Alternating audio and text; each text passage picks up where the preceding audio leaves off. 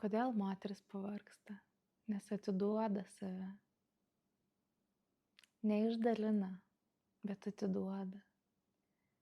Iki paskutinio lašo.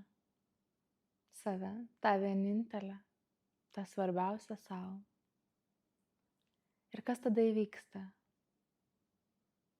Patiriam daug nerimo, streso ir kitų psichosomatinių kūno simptomų,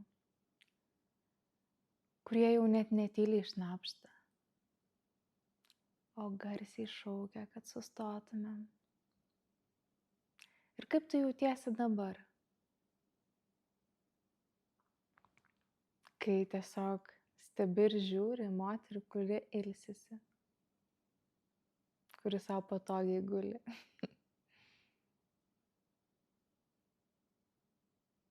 Jeigu jauti, kad trigerina, tai turbūt tu esi teisi. Nes šitoj bėgančiai visuomeniai nėra įprasta gulėti, nėra įprasta ilsėtis ir nėra įprasta skirti laiko sau.